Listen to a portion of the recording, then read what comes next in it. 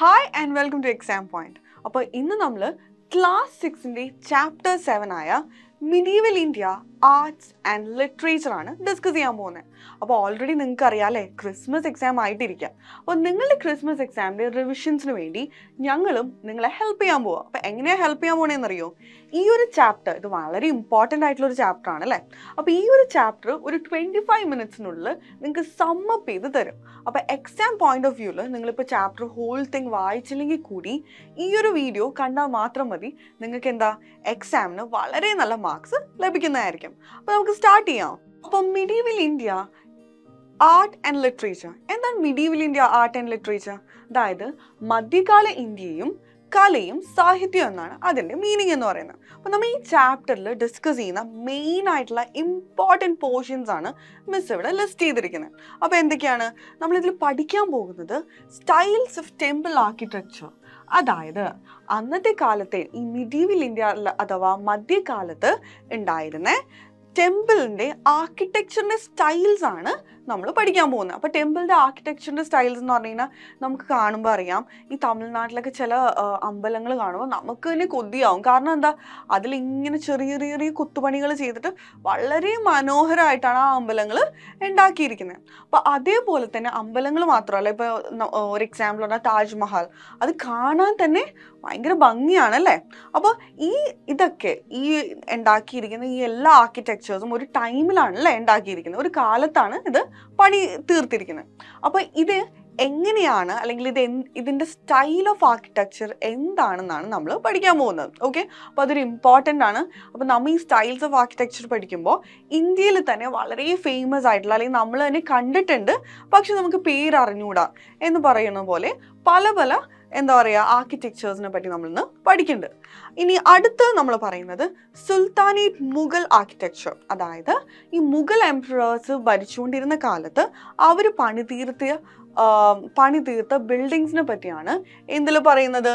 ഈ സുൽത്താനേറ്റ് മുഗൾ ആർക്കിടെക്ചറിൽ പറയുന്നത്.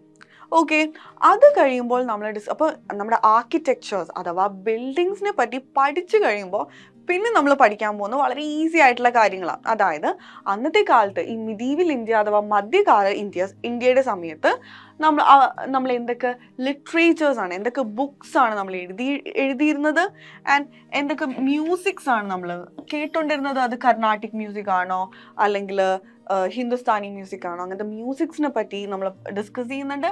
And at last നമ്മൾ പെയിൻറ്റിങ്ങിനെ പറ്റിയും പറയുന്നുണ്ട്. അന്നത്തെ കാലത്ത് പെയിൻറ്റിങ്ങിൻ്റെ ഒരു ടൈപ്പ് ഓഫ് എന്താ പറയുക, ആ ഒരു ടൈമിലുള്ള പെയിൻറ്റിങ്ങിൻ്റെ ഒരു പ്രത്യേകത എന്താണ്, അതെല്ലാമാണ് ഡിസ്കസ് ചെയ്യുന്നത്. അപ്പോൾ ചുരുക്കി പറഞ്ഞു കഴിഞ്ഞാൽ ഈ ചാപ്റ്റർ വളരെ ഇമ്പോർട്ടൻ്റ് ആണ്. അറ്റ് ദ സെയിം ടൈം നമ്മൾ ആസ്വദിച്ച് പഠിച്ച, അതായത് മനസ്സിലാക്കി പഠിച്ചു കഴിഞ്ഞാൽ വളരെ ഈസിയാണ് മാർക്ക് സ്കോർ ചെയ്യാൻ വേണ്ടി. അപ്പോൾ നമുക്ക് നോക്കാം എന്താണ് ഫസ്റ്റ് ടോപ്പിക് എന്ന്. അപ്പോൾ നമ്മൾ വളരെ ഡീറ്റെയിൽഡ് ആയിട്ട് ഈ ആർക്കിടെക്ചറിനെ പറ്റി അല്ലെങ്കിൽ ഇമ്പോർട്ടൻറ്റ് പോയിന്റ്സിലോട്ട് പോണതിന് മുമ്പ് വാട്ട് ഈസ് മിഡീവൽ ഇന്ത്യ എന്ന് ഒന്ന് അറിഞ്ഞിരിക്കണം. അപ്പോൾ what is medieval India? Medieval India refers to a long period between the ancient period and the modern period. അപ്പോൾ medieval India എന്ന് പറയുന്നത് എത്രയേ ഉള്ളൂ, ഏൻഷ്യൻ പീരീഡിൻ്റെയും മോഡേൺ പീരീഡിൻ്റെയും ഇടയിലുള്ള ഒരു കാലഘട്ടത്തെയാണ് നമ്മൾ എന്തെന്ന് പറയുന്നത്, ഈ മിഡീവൽ ഇന്ത്യ എന്ന് വിളിക്കുന്നത്. സത്യം പറഞ്ഞാൽ അതൊരു കാലഘട്ടത്തിനെയാണ് ഈ മിഡീവൽ ഇന്ത്യ എന്നതുകൊണ്ട് അർത്ഥമാക്കുന്നത്. ക്ലിയർ ആയോ? ഓക്കെ, ഇനി it is usually regarded as running approximately from the breakup of Gupta empire in the 6th century to the start of the Mughal Empire. അപ്പോൾ ഇതെന്ന് പറയുന്നത്, അപ്പോൾ നമ്മൾ ഓൾറെഡി പറഞ്ഞു ഏൻഷ്യൻ പീരീഡിൻ്റെയും മോഡേൺ പീരീഡിൻ്റെയും ഇടയിലുള്ള ഒരു കാലഘട്ടത്തെയാണ് എന്തെന്ന് വിളിക്കുന്നത്, നമ്മുടെ മിഡീവൽ ഇന്ത്യ എന്ന് വിളിക്കുന്നത്. ഓക്കെ, അപ്പോൾ ആ കാലഘട്ടം കുറച്ചും കൂടി പ്രിസൈസ് ആയിട്ട് അവർ പറയുകയാണ് എന്തെന്ന് പറയുന്നത് 6th century. അതായത് ഗുപ്ത രാജവംശത്തിൻ്റെ എംപയറിൻ്റെ ആ ഒരു 6th century തുടങ്ങി പിന്നെ എവിടം വരെയാന്ന് പറയുന്നത് മുഗൾ എംപയറിൻ്റെ ആ കാലഘട്ടം വരെയാണ് എന്തെന്ന് പറയുന്നത് നമ്മളുടെ മിഡീവൽ ഇന്ത്യ എന്ന് പറയുന്നത്. അപ്പോൾ ക്ലിയർ ആയല്ലോ. പിന്നെ ഒരിക്കലും മിഡീവൽ ഇന്ത്യ എന്ന് പറയുന്നത് ഇത്രേ ഉള്ളൂ, അതൊരു കാലഘട്ടത്തിനെയാണ് അർത്ഥമാക്കുന്നത്. ഈ ഒരു രാജവംശം തുടങ്ങി ഗുപ്ത രാജവംശം തുടങ്ങി മുഗൾ രാജവംശം വരെയുള്ള ആ ഒരു കാലഘട്ടത്തെയാണ് എന്തെന്ന് വിളിക്കുന്നത്? മിഡീവൽ ഇന്ത്യ എന്ന് വിളിക്കുന്നത്. അപ്പോൾ ഇനി നമുക്ക് നോക്കാം structures that were constructed in medieval India. ഇനി മിസ് പഠിപ്പിക്കാൻ പോകുന്ന കാര്യങ്ങൾ വളരെ ഇമ്പോർട്ടൻ്റ് ആണ്. അപ്പോൾ നിങ്ങൾ എന്ത് പറയുക, മിസ് പറയുന്നത് അനുസരിച്ച് നിങ്ങൾ അത് മനസ്സിലാക്കിയിട്ട് ഒരു നോട്ട് പ്രിപ്പയർ ചെയ്യാം. ഓക്കെ, അപ്പോൾ ഇനി നമ്മൾ ഡിസ്കസ് ചെയ്യാൻ പോകുന്നത് സ്ട്രക്ചേഴ്സ് ആണ്. ആ മിഡീവൽ ഇന്ത്യയുടെ കാലഘട്ടങ്ങളിൽ നമ്മൾ അല്ലെങ്കിൽ അന്നത്തെ കാലത്തെ ഭരണാധികാരികൾ പണി തീർത്ത ബിൽഡിങ്സിനെ പറ്റിയാണ് നമ്മൾ ഡിസ്കസ് ചെയ്യാൻ പോകുന്നത്. അപ്പോൾ അതിൽ ടെമ്പിൾസ് ഉണ്ടാവും, മോസ്ക്സ് ഉണ്ടാവും, ചേർച്ചസ് ഉണ്ടാവും. ആൻഡ് ഇതിൻ്റെ പ്രത്യേകതകളാണ് ഇതിനെന്തെന്ന് മറ്റുള്ള ബിൽഡിങ്സിൽ നിന്നും വേറിട്ട് നിൽക്കുന്നത്. ഓക്കെ, അപ്പോൾ നമുക്ക് ഡിസ്കസ് ചെയ്യാം. അപ്പോൾ നമ്മൾ ഫസ്റ്റ് ആയിട്ട് ഡിസ്കസ് ചെയ്യാൻ പോകുന്ന സ്ട്രക്ചറാണ് എന്തെന്ന്? Sun temple. ഈ സൺ ടെമ്പിൾ നിങ്ങൾക്ക് പേര് അറിയില്ലെങ്കിൽ കൂടി ഈ ഒരു പിക്ചർ പല എന്താ പറയുക വളരെ ഫേമസ് ആയിട്ടുള്ള പാട്ടുകളിലൊക്കെ നമ്മൾ കണ്ടിട്ടുണ്ടാവും, ഈ സൺ ടെമ്പിൾ. ഓക്കെ, അപ്പോൾ ഈ പാട്ടുകളിലൊക്കെ ഫിലിം സ്റ്റാർസ് ഒക്കെ ഡാൻസ് ചെയ്യുമ്പോൾ അതിൻ്റെ ബാക്ക്ഗ്രൗണ്ടിൽ ഈ സൺ ടെമ്പിൾ ആയിരിക്കും. കാരണം ഇത് ഭയങ്കര ബ്യൂട്ടിഫുൾ ആണ് കാണാൻ വേണ്ടി. ഓക്കെ, നമുക്ക് നോക്കാം ഇത് എന്താണ് ഈ സൺ ടെമ്പിൾ, അല്ലെങ്കിൽ ഇത് എവിടെയാണ് സ്ഥിതി ചെയ്യുന്നതെന്ന്. ഓക്കെ, അപ്പോൾ സൺ ടെമ്പിൾ ആണ് ഈ കാണുന്നത്. അപ്പോൾ നിങ്ങളുടെ മനസ്സിലോട്ട് സൺ ടെമ്പിൾ എന്ന് പറയുമ്പോൾ ഈ ഒരു പിക്ചർ ആയിരിക്കണം എന്ത് വരുന്നത്? ഓർമ്മ വരേണ്ടത്. ഓക്കെ, ഇനി അത് എവിടെയാണ് ലൊക്കേറ്റ് ചെയ്തിരിക്കുന്നത്? അത് കൊണാർക്ക്, ഒഡീഷയിലെ കൊണാർക്ക് എന്ന സ്ഥലത്താണ് ഈ സൺ ടെമ്പിൾ സ്ഥിതി ചെയ്യുന്നത്. അപ്പോൾ നിങ്ങൾ സൺ ടെമ്പിൾ എന്ന് മാത്രം പഠിച്ചാൽ പോരാ, സൺ ടെമ്പിൾ എവിടെയാണ് സ്ഥിതി ചെയ്യുന്നത്? കൊണാർക്ക്, ഒഡീഷ. ഒഡീഷയിലെ കൊണാർക്ക് എന്ന സ്ഥലത്താണ് സൺ ടെമ്പിൾ സ്ഥിതി ചെയ്യുന്നത്. ഇനി it was constructed on the banks of river Ganga. River ഗംഗയുടെ അരികത്താണ് എന്ത് ചെയ്യുന്നത്? ഈ സൺ ടെമ്പിൾ സിറ്റുവേറ്റ് ചെയ്തിരിക്കുന്നത്. അത് ബിൽഡ് ചെയ്തിരിക്കുന്ന ഈ റിവർ ഗംഗയുടെ അരികത്താണ്. ഓക്കെ, ഇനി different kinds of stones were brought from distant mountains. അപ്പോൾ ഇതിൽ യൂസ് ചെയ്തിരിക്കുന്ന സ്റ്റോൺസ് എന്ന് പറയുന്നത് പല മൗണ്ടൻസിൽ നിന്നും, പല മലനിരകളിൽ നിന്നും കൊണ്ടുവന്ന സ്റ്റോൺസ് ആണ്. ഒറ്റ കല്ലുകളിലൊക്കെയാണ് എന്ത് ചെയ്തിരിക്കുന്നത്? ഇതിൻ്റെ പണി തീർത്തിരിക്കുന്നത്. Okay, 1200 workers work tirelessly for 12 years. 1200 workers 12 വർഷം കണ്ടിന്യൂസ്ലി വർക്ക് ചെയ്തിട്ടാണ് എന്തുണ്ടാക്കിയിരിക്കുന്നത്?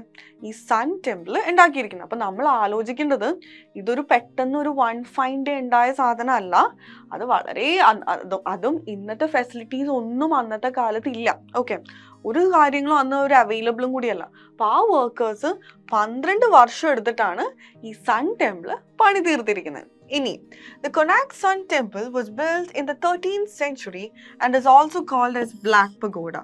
ഇത് 13th centuryയിലാണ് ഇത് പണി തീർത്തിരിക്കുന്നത്. ഓക്കെ, അത് ഇന്നും ആ ഒരു ബിൽഡിംഗ് നിൽക്കുന്നുണ്ട്, അതേപോലെ തന്നെ നിൽക്കുന്നുണ്ടെന്ന് പറയുമ്പോൾ തന്നെ നമുക്ക് മനസ്സിലാക്കാം അന്നത്തെ കാലത്തെ ആളുകളുടെ അല്ലെങ്കിൽ വർക്കേഴ്സിൻ്റെ ഒരു കഴിവ്. കാരണം ഇന്നൊക്കെ ഒരു 10 വർഷം മുമ്പ് ബിൽഡ് ചെയ്ത ഒരു വീട് പോലും മര്യാദക്ക് നിൽക്കുന്നില്ല അല്ലേ? അപ്പോൾ ആ ഒരു ടൈമിലാണ് ഇതേപോലത്തെ ഒരു ബ്യൂട്ടിഫുൾ ആയിട്ടുള്ള സ്ട്രക്ചർ 13th centuryയിൽ ഉണ്ടാക്കിയ സ്ട്രക്ചർ ഇന്നും വളരെ മനോഹരമായിട്ട് നിൽക്കുന്നത്. ഓക്കെ, ഇനി and it is also called as black pagoda. അതിന് എന്താ വിളിക്കുന്നത്? വളരെ ഇമ്പോർട്ടൻ്റ് ആണ്. Which structure is called as Black Pagoda? എന്തിനെയാണ് ബ്ലാക്ക് പഗോഡ എന്ന് വിളിക്കുന്നത്? സൺ ടെമ്പിളിനെയാണ് നമ്മൾ ബ്ലാക്ക് പഗോഡ എന്ന് വിളിക്കുന്നത്. ഇനി the temple is famous for it's architecture. അപ്പോൾ ഈ ടെമ്പിൾ എന്തിനാണ് ഫേമസ്? ആർക്കിടെക്ചർ എന്ന് പറയുമ്പോൾ അതിൽ ചെയ്തിരിക്കുന്ന ആ ഒറ്റക്കല്ലൊക്കെ തീർത്തിരിക്കുന്ന ആ കൊത്തുപണികളിലാണ് ഈ സൺ ടെമ്പിൾ ഫേമസ് ആയിരിക്കുന്നത്. അപ്പോൾ ഇനി ഒരിക്കലും മറക്കൂലല്ലോ. അപ്പോൾ ഒന്നും കൂടി പറയാം. ഇപ്പം മിസ് പഠിപ്പിച്ചു തന്ന കാര്യങ്ങൾ നിങ്ങൾ ഈ പിക്ചർ നോക്കി ഒന്ന് റിക്കോൾ ചെയ്തേ. അപ്പോൾ സൺ ടെമ്പിൾ ആണ്, അത് എവിടെയാണ് സ്ഥിതി ചെയ്യുന്നത്? കൊണാർക്ക്, ഒഡീഷയിലാണ് സ്ഥിതി ചെയ്യുന്നത്. പിന്നെ എന്തായിരുന്നു ഇതിന് വിളിക്കുന്ന വേറൊരു പേര് എന്തും കൂടിയാണ്? ബ്ലാക്ക് പഗോഡ എന്ന് വിളിക്കുന്നുണ്ട്. പിന്നെ എന്താണ്, എത്ര വർക്കേഴ്സ് ആണ് ടയർലെസ്ലി വർക്ക് ചെയ്തത്? 1200 വർക്കേഴ്സ് ആണ് 12 വർഷം കണ്ടിന്യൂസ്ലി വർക്ക് ചെയ്ത് ഇത് ഉണ്ടാക്കിയിരിക്കുന്നത്. ഓക്കെ, അപ്പൊ ഇത്രയും ക്ലിയർ ആയല്ലോ. ശരി, ഇനി നമുക്ക് അടുത്ത ഒരു ഇതിലോട്ട് പോകാം. ഇനി അടുത്ത സ്റ്റൈൽ ഓഫ് ആർക്കിടെക്ചർ നമ്മൾ ഡിസ്കസ് ചെയ്യാൻ പോകുന്നതാണ് പഞ്ചരഥാസ് അറ്റ് മഹാബലിപുരം. അപ്പൊ പഞ്ചരഥാസ് അറ്റ് മഹാബലിപുരം, ആ പിക്ചർ ഒന്ന് കണ്ടേ, എന്തൊരു ബ്യൂട്ടിഫുൾ ആണല്ലേ. ഇതൊക്കെ ഒറ്റ കല്ലിലാണ് എന്ത് ചെയ്തിരിക്കുന്നത്? ഇത് പണി തീർത്തിരിക്കുന്നത്. അപ്പൊ നമുക്ക് നോക്കാം എന്താണ് ഈ പഞ്ചരഥാസ് അറ്റ് മഹാബലിപുരം. ഓക്കെ, അപ്പൊ ഇത് എവിടെയാ സ്ഥിതി ചെയ്യുന്നത്? മഹാബലിപുരം എന്ന് പറഞ്ഞാൽ തമിഴ്നാട്ടിലെ ഒരു പ്ലേസ് ആണല്ലേ. അപ്പോൾ പഞ്ചരഥാസ് തമിഴ്നാട്ടിലാണ് സ്ഥിതി ചെയ്യുന്നത്. ആൻഡ് അതിൻ്റെ ഒരു പ്രത്യേകത എന്താ? The temple were constructed during the reign of the Pallava king. പല്ലവ കിങ്ങിന്റെ ഭരണകാലത്താണ് എന്ത് ഉണ്ടാക്കിയിരിക്കുന്നത്?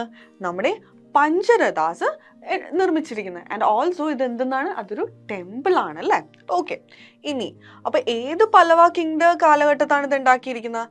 Narasimhavarman are known as Pancharathas. അപ്പൊ പല്ലവ കിങ് ആയ നരസിംഹവർമ്മന്റെ കാലഘട്ടത്താണ് നമ്മൾ എന്തുണ്ടാക്കിയിരിക്കുന്നത്? ഈ പഞ്ചരഥാസ് ഉണ്ടാക്കിയിരിക്കുന്നത്. And each temple here is carved out of A single rock. അതിൽ മെയിൻ പ്രത്യേകത എന്താണെന്ന് വെച്ച് കഴിഞ്ഞാൽ ഓരോ ടെമ്പിളും ഒരൊറ്റ വലിയ കല്ലിലാണ് തീർത്തിരിക്കുന്നത്. അപ്പൊ ഒന്നും കൂടി നോക്കാം. ഇതെന്തായിരുന്നു? പഞ്ചരഥാസ്. അതൊരു ടെമ്പിളാണ്. അത് മഹാബലിപുരം തമിഴ്നാട്ടിലുള്ളൊരു ടെമ്പിളാണ് അല്ലേ? അപ്പൊ നിങ്ങൾക്ക് തന്നെ കാണാം, ഇതെല്ലാം ഒറ്റ കല്ലിലാണ് ഇതെല്ലാം ഇങ്ങനെ ഓരോ ടെമ്പിളും പണിതീർത്തിരിക്കുന്നത്. ആൻഡ് അത് ആരുടെ കാലഘട്ടത്താണ് ഇത് ഉണ്ടാക്കിയിരിക്കുന്നത്? ആരുടെ കാലഘട്ടത്താണ്? പല്ലവ കിങ് ആയ നരസിംഹവർമ്മന്റെ കാലഘട്ടത്താണ് നമ്മൾ എന്തുണ്ടാക്കിയിരിക്കുന്നത്? നമ്മുടെ പഞ്ചരഥാസ് ഉണ്ടാക്കിയിരിക്കുന്നത്. അപ്പൊ ഇനി മറക്കൂലല്ലോ. അപ്പൊ ആദ്യം നമ്മൾ എന്താ പഠിച്ചത്?